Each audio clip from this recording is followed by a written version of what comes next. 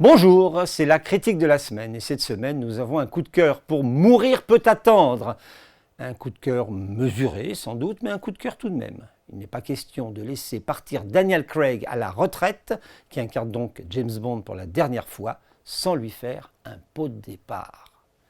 Parce qu'avant de parler de Mourir peut attendre, il faut d'abord affirmer que la saga des James Bond fait partie des plus belles pages de notre imaginaire cinématographique, depuis que l'espion de Sa Majesté a débarqué sur les écrans en 1962 avec James Bond contre Dr No, sous les traits de Sean Connery.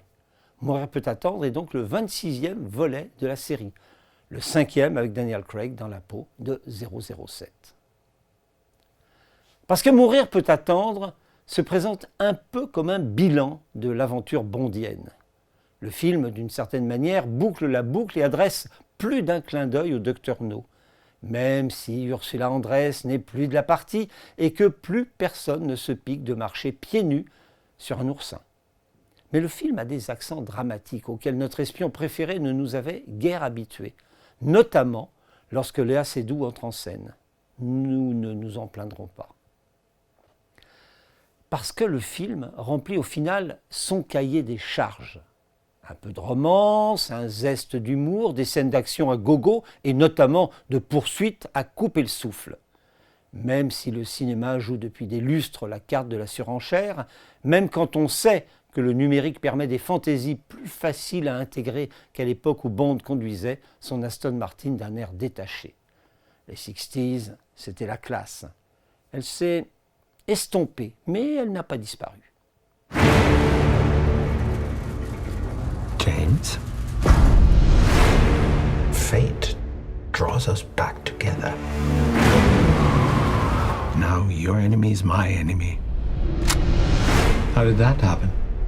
Well, you live long enough.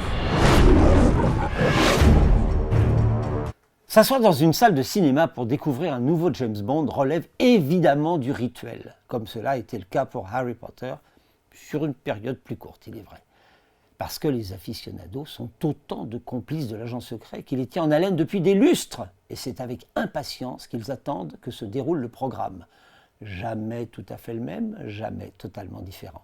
Avec ses morceaux de bravoure, avec ses figures de style, le générique avec la vue de l'intérieur du canon du revolver, les scènes de séduction et les apparitions de M ou de Q. James Bond, c'est une saga de près de 60 ans d'âge, qui a donc atteint l'âge de raison depuis belle lurette. Une saga tenue d'une main de fer par un producteur anglais, Albert Broccoli, jusqu'au moment où il a passé le relais à sa fille. Les Broccoli sont responsables de 25 films, depuis James Bond contre Dr No jusqu'à Mourir peut attendre. Ne leur ont échappé que 3 films, 2 adaptations de Casino Royale, le premier pour la télé, bon, on ne parle pas, et le second dans une veine très parodique, et jamais, plus jamais. En 1983 avec Sean Connery, venu concurrencer Octopussy au même moment. On se souvient de cette guerre des James Bond, il y a eu des morts. Si l'on exclut les premiers Casino Royale, Woody Allen ayant collaboré au scénario du second, en reprenant par la même occasion le rôle de Jamie Bond, 6 James Bond se sont succédés à l'écran. Sean Connery reste évidemment la figure tutélaire. C'est aussi le seul de la liste qui ait connu en parallèle une belle carrière de comédien, dans d'autres registres. Lui ont succédé George Lazenby pour un seul film, Au service secret de Sa Majesté. Puis est arrivé Roger Moore, qui a régné sur les années 70 et 80, qui a sans doute un peu galvaudé le personnage, mais ça se discute, il y a des défenseurs. Ensuite, remplacé par un Timothy Dalton plus tendu, qui a lui-même laissé la place à Pierce Brosnan, qui aurait sans doute davantage impressionné les esprits et la pellicule si les scénarios des films où il apparaissait avaient eu un peu plus d'épaisseur. Le titulaire actuel, Daniel Craig, est arrivé en 2006 avec Casino Royale. Moins charmeur, plus baraqué, mais aussi plus fragile que ses prédécesseurs, le comédien a peu à peu imprimé sa marque. Mais ce n'est pas seulement le visage de 007 qui a changé au cours des décennies passées. L'environnement n'est plus le même. La question des femmes ne se pose plus de la même manière, par exemple, et le machisme de l'irrésistible séducteur ne passe plus comme une lettre à la poste. Les scénaristes en ont tenu compte. Les données géopolitiques ont également changé. En 1962, la guerre froide battait son plein et l'apocalypse nucléaire était dans tous les esprits. Et puis Bond Étant sujet britannique, il était vendu avec une image très pop de l'Angleterre d'alors, celle des Beatles, de la mini-jupe et de la Mini Cooper. Une Angleterre pleine de charme et de fantaisie. Mais malgré le Brexit, nos voisins d'outre-Manche ont perdu de leur spécificité. Et James Bond s'est hollywoodisé. Ça se dit ? Bon, on va dire que ça se dit. Pendant ce temps, le cinéma s'est transformé lui aussi. Les effets spéciaux ou pyrotechniques sont devenus omniprésents, poussant les producteurs à la surenchère. D'autres sagas sont venues concurrencer Bond, l'invitant à muscler ses interventions. Dans Mission Impossible ou la saga de Jason Bourne, les héros respectivement incarnés par Tom Cruise et Matt Damon n'ont quant à eux jamais changé de visage. Pour ne rien dire de Fast and Furious et de ses succès d'années où l'adrénaline tient lieu d'uniques arguments.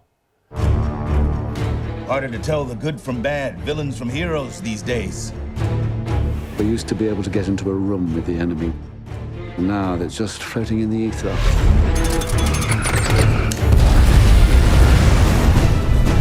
She still loves you. Did you know that?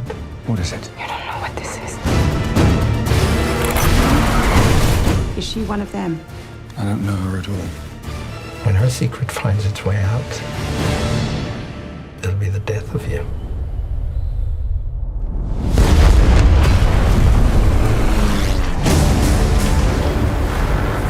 James Bond. We both eradicate people to make the world a better place. I just want to be a little tidier. Tant et si bien que l'on ne demande plus jamais, ou presque, aux espions de frayer sur le terrain du réalisme.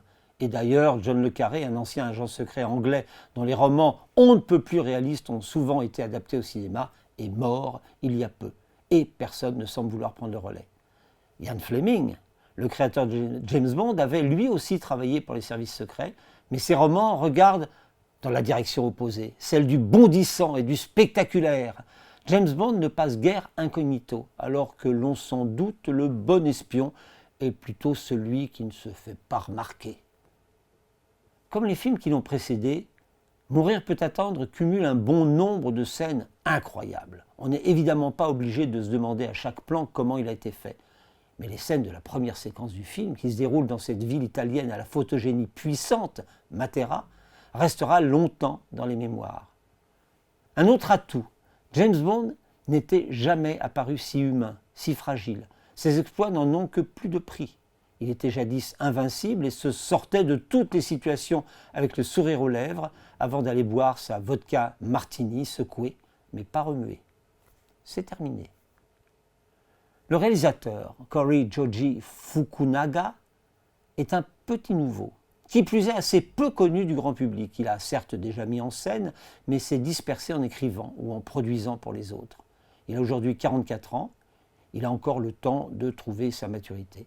Mais Ian Fleming, l'auteur des romans, pourtant en retrait de ses activités de renseignement, avait le même âge quand il a publié son premier opus, Casino Royale. Il est mort 12 ans plus tard, autant dire qu'il n'a pas chômé. Fukunaga non plus, d'une certaine manière. Mourir peut attendre dure 2h43, quand même. Certes, les James Bond n'ont jamais ressemblé à des courts-métrages. Les premiers étaient sous la toise des 2 heures, puis ils ont pris de l'ampleur, atteignant rapidement leur vitesse de croisière, légèrement au-dessus de l'étiage des 2h, 2h10. Mais 2h43, ne nous mentons pas, il y a quelques longueurs. Mais le film se veut manifestement une compile, comme le bouquet final d'un feu d'artifice, et Fukunaga de jouer l'émotion plus de scènes d'action, plus de flashbacks, plus d'émotions, quitte à friser le drame antique. Le film est prêt depuis plusieurs mois, mais sa sortie a été repoussée plusieurs fois pour cause de Covid, comme quoi Mourir pouvait vraiment attendre. Un drôle de titre demeurant, mais qui participe pleinement à cette réflexion sur la mort et sur le temps, auquel d'autres titres se réfèrent. On ne vit que 2 fois, vivre et laisser mourir, tuer n'est pas jouer, permis de tuer, demain ne meurt jamais, meurt un autre jour. Le départ annoncé de Daniel Craig rebat en tout cas les cartes. Il avait été accueilli assez froidement quand Pierce Brosnan avait laissé la place. Et puis peu à peu, notre homme a mis tout le monde de son côté. C'est donc avec une certaine émotion que nous le voyons partir. Il a aujourd'hui 53 ans, Sean Connery avait plié bagage à 41 ans, Timothy Dalton à 43, Pierce Brosnan à 49. Il n'est guère que le très atypique Roger Moore pour avoir tenu jusqu'à ses 58 ans. I met your new 00. She's a disarming young woman. You ever flown one of these things before? Nope.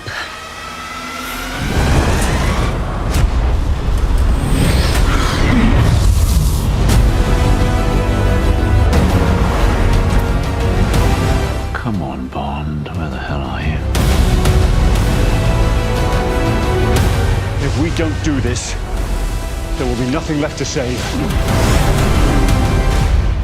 Et maintenant, les romans de Fleming sont tous adaptés et Bond ne survit désormais que par le biais de scénarios originaux. Cela permet sans doute une plus grande liberté. Le nom du successeur de Daniel Craig suscite en tout cas autant de questions que celui du prochain locataire de l'Élysée. Mais Mourir peut attendre ouvre quand même une piste. Bond étant à l'écart, le numéro 07 a été attribué à une jeune femme, noire de peau. Elle est interprétée par Lashana Lynch, qui fêtera bientôt ses 34 ans. Transgressif, isn't it? When you're ready. You're late.